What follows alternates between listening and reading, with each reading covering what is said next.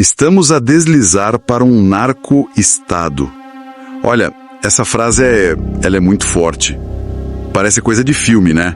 Parece, mas é real. É um alerta que veio de dentro do sistema.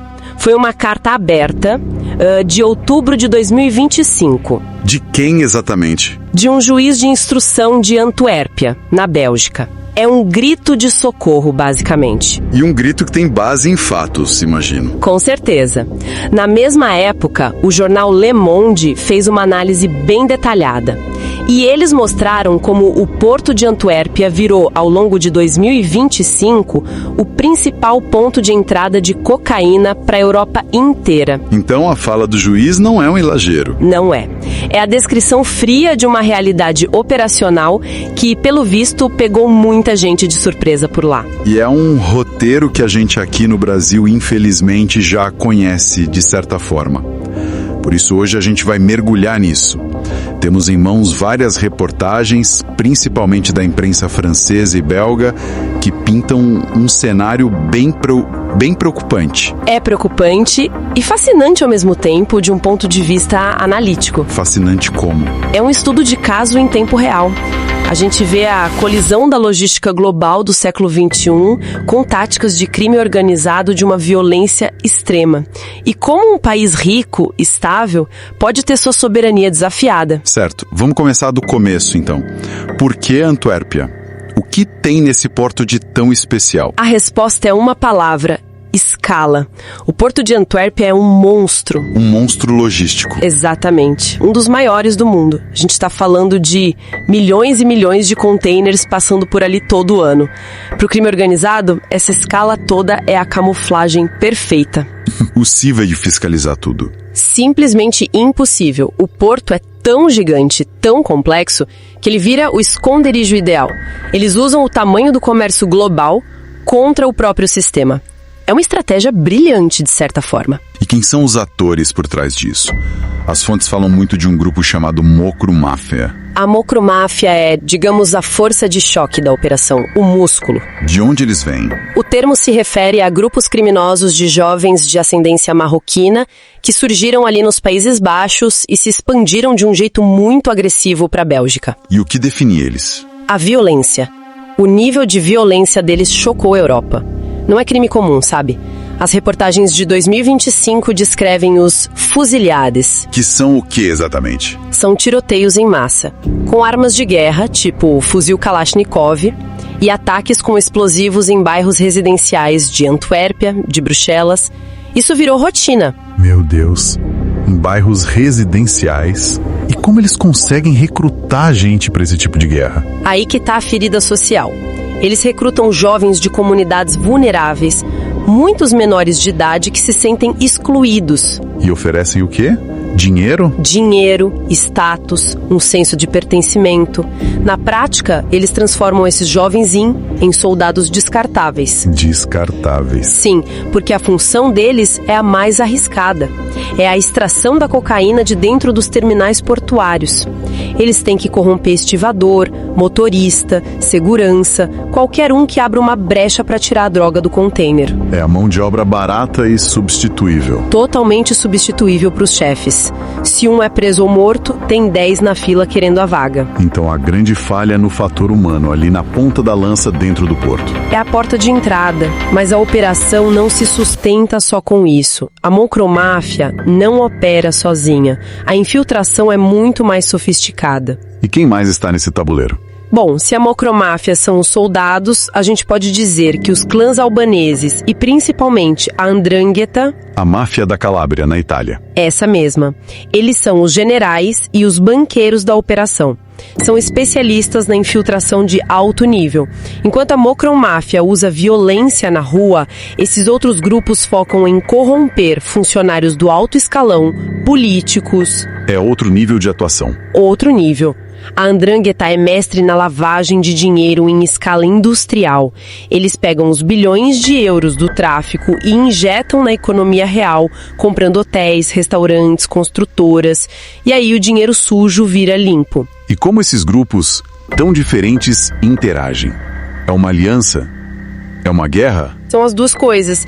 E é isso que deixa tudo tão volátil. É um ecossistema. Um ecossistema criminoso. Exato. Uma reportagem de janeiro de 2026, por exemplo, fala de uma execução em plena luz do dia em Bruxelas. Era uma rivalidade sangrenta entre clãs por controle de rota. Eles competem de forma brutal. Mas ao mesmo tempo eles se precisam? Precisam. A Ndrangheta precisa da violência da mocromáfia para garantir que a droga saia do porto, e a mocromáfia precisa da estrutura de lavagem de dinheiro da Ndrangheta para transformar a cocaína em poder de verdade. É uma simbiose mortal. Perfeito, uma simbiose instável e mortal. E o resultado é que a violência, que talvez antes ficasse mais escondida no porto, agora explodiu nas ruas. De forma bem visível, pelo que as fontes indicam. De forma dramática. Uma reportagem de 2025 descreve uma guerra de gangues em Bruxelas que deixou vários mortos em poucos dias. O conflito saiu da logística portuária e virou disputa por ponto de venda em bairro bem no coração administrativo da União Europeia. E não é só cocaína, né? Não mais. Uma fonte de novembro de 2025 fala da descoberta de um laboratório de drogas sintéticas no armazém de Bruxelas. O que isso indica? Que eles estão diversificando os negócios. Exato. E o mais preocupante é que mostra que a Bélgica não é só um corredor de passagem. Eles estão se estabelecendo. Estão fincando raízes, montando infraestrutura de produção lá. E quando isso acontece, o problema fica exponencialmente mais difícil de arrancar. E quando eles criam raízes, o passo seguinte é desafiar o Estado. A gente viu um relatório de maio de 2025 que alertava para um risco crescente sobre os representantes das instituições. Sim, ameaças diretas. Ameaças a juízes e procuradores. Exatamente. E esse, para mim, é o ponto de inflexão. É o momento em que o crime organizado vira narcoterrorismo. Porque o objetivo muda. Muda completamente. Não é mais só o lucro. É a neutralização do Estado. Quando uma facção se sente forte o bastante para ameaçar um juiz abertamente ou para tentar sequestrar o ministro da Justiça, como já aconteceu, ela está dizendo: as regras de vocês não valem mais. Quem manda aqui somos nós. É um desafio direto à soberania. Direto. E diante disso, qual foi a resposta do Estado belga? Boa pergunta. O que eles fizeram? Oficialmente, a resposta veio. O ministro do Interior, um tal de Bernard Quintin, foi a público prometer atacar ainda mais as organizações criminosas. Criaram até um fundo especial para isso em setembro de 2025. Palavras fortes, pelo menos. Sim, mas e na prática? O que isso virou no campo de batalha? É aí que a gente vê se a coisa é séria. É aí que a simetria do conflito fica escancarada. Uma das medidas mais concretas que anunciaram foi o reforço da polícia de Antuérpia com mais 60 investigadores. Peraí, 60? Só isso? 60, até o final de 2026. 60 investigadores para enfrentar uma operação bilionária que está quase derrubando o Estado. Isso. E isso só como uma piada. É quase um insulto, né? E parte da explicação para essa resposta tão fraca está na própria estrutura da Bélgica. É um estado federal complicado, com várias polícias, federal, local, que nem sempre conversam direito. Brechas burocráticas. Que o crime, que é ágil e global, explora com maestria. E tem também, talvez, um fator cultural.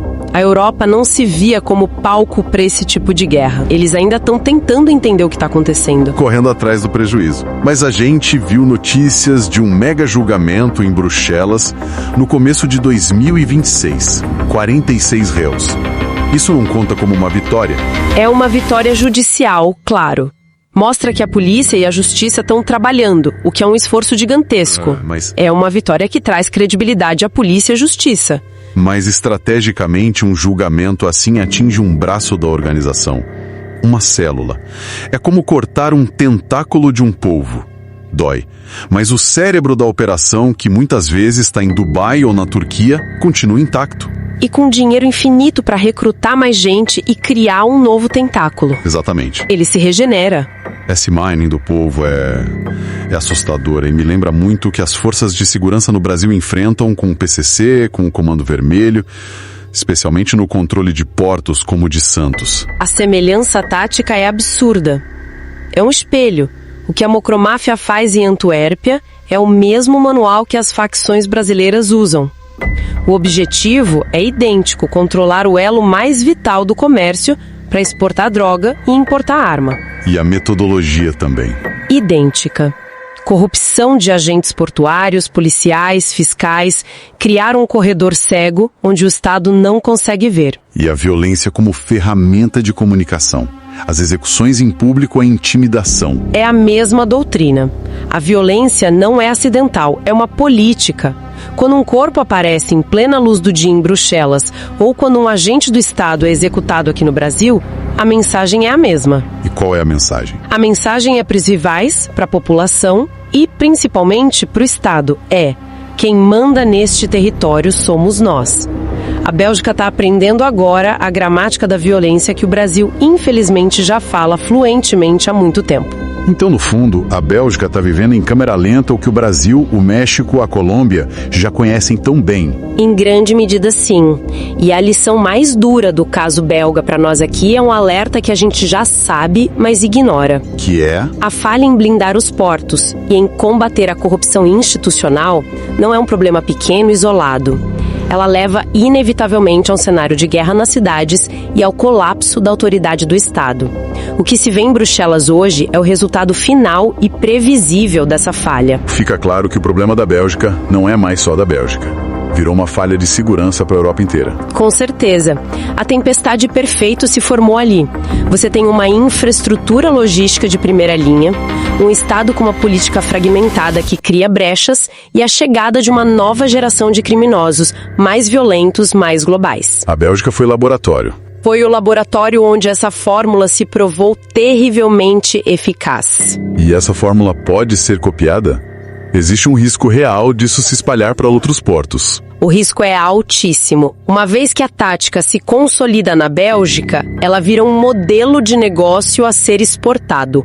Outros portos estratégicos, como Roterdã, Hamburgo, talvez até Valência, Marsella, são alvos naturais. Alvos naturais, especialmente em países que também têm comunidades vulneráveis, bolsões de exclusão social, onde o recrutamento é fácil.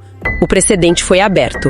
Eles provaram que é possível. O que nos leva de volta ao começo de tudo, ao alerta daquele juiz. Não era mesmo um exagero. De forma alguma. O debate, então, não é mais se a Bélgica pode virar o narco-estado, mas talvez o quão perto ela já está de um ponto sem volta. As evidências de 2025 e 2026 indicam que esse ponto está perigosamente próximo. O Estado belga está, nesse exato momento, lutando pela sua própria soberania dentro das suas fronteiras. Isso nos deixa com uma pergunta final muito maior, eu acho. Qual? Se uma nação rica, estável, no coração da União Europeia, pode ser levada até esse precipício, o que isso diz sobre a fragilidade dos nossos estados modernos diante do poder do crime organizado transnacional no século XXI? É a pergunta que vale $1 trilhão. E a outra é: onde e quando será a próxima Antuérpia?